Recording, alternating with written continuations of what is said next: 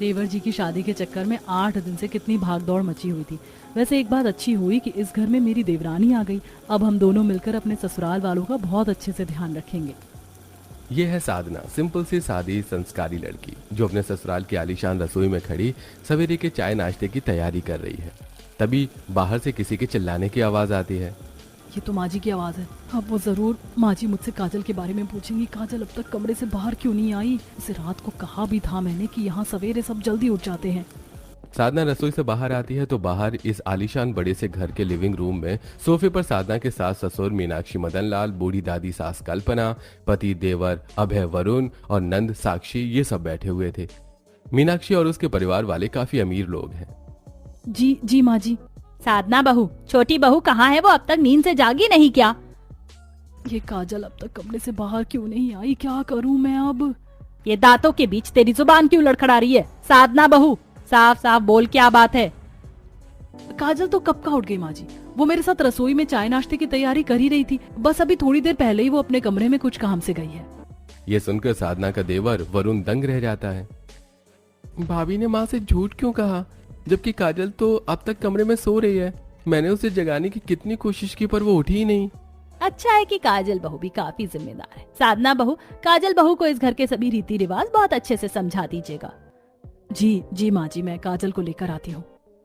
तभी साधना काजल के कमरे में आती है जहाँ गोरी सुंदर मॉडर्न काजल मस्त अपने आलीशान बेड पर गहरी नींद में सोई हुई थी। अरे ये काजल तो अब तक सो रही है। साधना काजल के पास आकर उसे जगाने लगती है। अरे उठ जा मेरी माँ, इस घर में बहुओं को इतनी देर तक सोने की अनुमति नहीं है। जेठानी जी सोने दीजिए ना, क्यों डिस्टर्ब कर रही हैं आप मुझे? काजल होश में आओ, ये तुम्हारा मायका नहीं ससुराल है। अगर माँ जी ने तुम्हें इतनी देर तक सोते हुए देख लिया ना तो वो बहुत भयानक गुस्सा करेंगी तुम पर। तभी काजल उठकर बैठ जाती है। यार ये क्या जबरदस्ती है, चैन से सो भी नहीं सकती मैं। ये ससुराल बना ही क्यों है इस दुनिया में? मुझे तो ससुराल नाम से ही नफरत सी है। मुझे तो शादी करनी ही नहीं थी। ऐसा नहीं कहते काजल, बल्कि बहू बनना तो हर लड़की का सपना होता है। अरे क्या सपना होता है जेठानी जी? एक तो बहू बनो, ऊपर से सारा दिन साड़ी भारी गहने पहनकर सर पर पल्लू डालकर सबके सामने नीचे नजरें करके रहो। घर के काम करो, खाना बनाओ, कैद खाने की तरह जीवन हो जाता है इंसान का। नहीं काजल, ये बात तुम्हारी गलत है। बल्कि ससुराल तो बड़ा अच्छा होता है और हम बहुओं का कर्तव्य होता है कि हम अपने ससुराल के सभी रीति रिवाजों का अच्छे से पालन करें। अपने ससुराल वालों की सेवा करके, सबको हमेशा खुश रखकर अपने माता पिता का नाम रोशन करें, उनकी परवरिश को अच्छा नाम दे। जेठानी जी मुझे इन सब बातों में कोई दिलचस्पी नहीं है। मैं अपने तरीके से जीवन बिताना पसंद करती हूँ। अभी तुम ये सब छोड़ो और जल्दी से तैयार होकर नीचे आ जाओ। मैंने माँ जी से झूठ कहा कि तुम सवेरे जल्दी उठ गई थी। अब जल्दी से बाहर आ जाओ वरना माँ जी गुस्से की बड़ी तेज है। इतना कहकर साधना वहां से चली जाती है। ये क्या मुसीबत है, मैं अपने मायके में ही अच्छी थी यार। काजल का अपने इस ससुराल में आज पहला दिन है। काजल एक मॉडर्न नई जमाने की सोच रखने वाली लड़की है। थोड़े समय बाद वो मॉडर्न कपड़े पहनकर कमरे से बाहर आती है। छोटी बहू, ये कैसे बचकाने कपड़े पहन रखे हैं तुमने? तुरंत कमरे में जाओ और साड़ी पहन कर आओ। माँ जी अब इन कपड़ों में क्या खराबी है? ये भी तो अच्छे हैं ना। इस घर की बहू बेटियां ऐसे कपड़े नहीं पहनती काजल बहू। तुम अपने मायके में जैसे जीवन बिताती थी, जरूरी नहीं है कि तुम ससुराल में भी वैसे जीवन बिताओ। यहाँ तुम्हें हमारे तरीके से अपना जीवन बिताना होगा। पर दादी जी, मुझे साड़ी पहनना नहीं आता। मैंने कभी साड़ी नहीं पहनी है, तो मुझे थोड़ा समय दीजिए। मैं धीरे धीरे सीख जाऊंगी साड़ी पहनना। माँ जी, दादी जी, काजल के लिए घर अभी नया है, इसे थोड़ा समय देते हैं। मैं इसे यहाँ के सभी रीति रिवाजों के बारे में अच्छे से समझा दूंगी। काजल चलो हम सबके लिए चाय नाश्ता लेकर आते हैं। दोनों रसोई में चली जाती हैं। चाय नाश्ता तो मैंने बना दिया है काजल। अब दोपहर के खाने की व्यवस्था करने में तुम देरी मत करना। समय से रसोई में आ जाना। जेठानी जी मुझे खाना बनाने में कोई इंटरेस्ट नहीं है। मैं केवल खाना जानती हूँ, बनाना नहीं। थोड़े समय बाद साधना और काजल चाय और घी के पराठे लेकर बाहर आती है। सब डाइनिंग टेबल पर बैठे चाय पराठे खा रहे थे पर काजल नहीं खा रही थी। काजल बहू, तू नाश्ता क्यों नहीं कर रही है? सासू मॉम, मैं ये सब नहीं खाती हूँ। मुझे कॉफी और पिज्जा खाने की आदत है। मैंने ऑर्डर कर दिया है, वो आता ही होगा। तभी एक लड़का पिज्जा और कॉफी लेकर काजल को दे देता है और काजल कॉफी पीकर पिज्जा खाने लगती है। ये क्या हरकत है काजल बहू? यहाँ घर के बने देसी घी के पराठे हैं, इन्हें छोड़कर तू ये बाहर की चीजें खा रही है। माँ, इसे यही सब खाने की आदत है। अब खाने में क्या टोकना, खाने दीजिए इसे। खाओ, मुझे क्या। जब इसे ही अपनी सेहत की परवाह नहीं है तो मैं क्या बोलूं?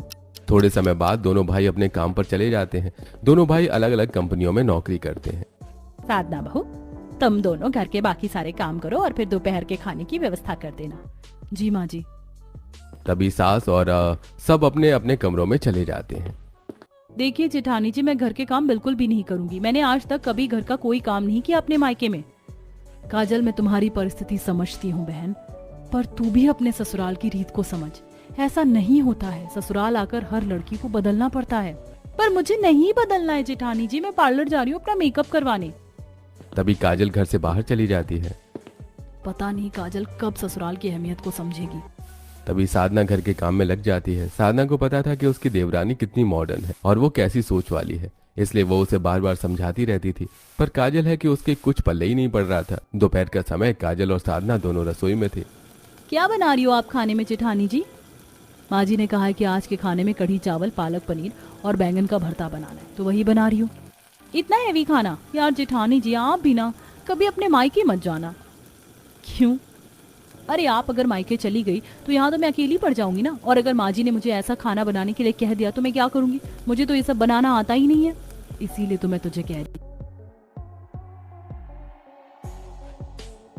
हूँ कि तू ये सब बनाना सीख ले, ताकि आगे चलकर तुझे कोई परेशानी ना हो। नहीं नहीं जेठानी जी, मुझे ये सब सीखना ही नहीं है। काम करती हूँ, मैं बाहर से बर्गर, सैंडविच, पास्ता और चाउमीन मंगवा लेती हूँ। मुझे बहुत जोरों की भूख लग रही है यार। अरे बाहर का क्यों मंगवा रही है, घर पर बन तो रहा है ना।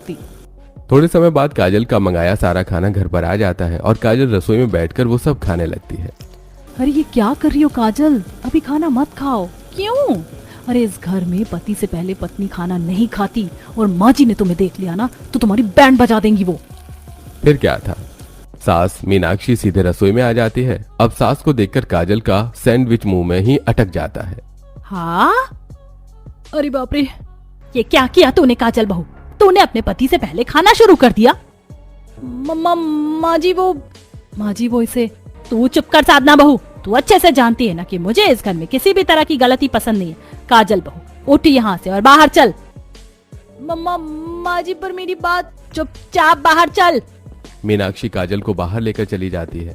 ये क्या हो गया? भगवान जी काजल की रक्षा कीजिएगा। तभी साधना बाहर आती है।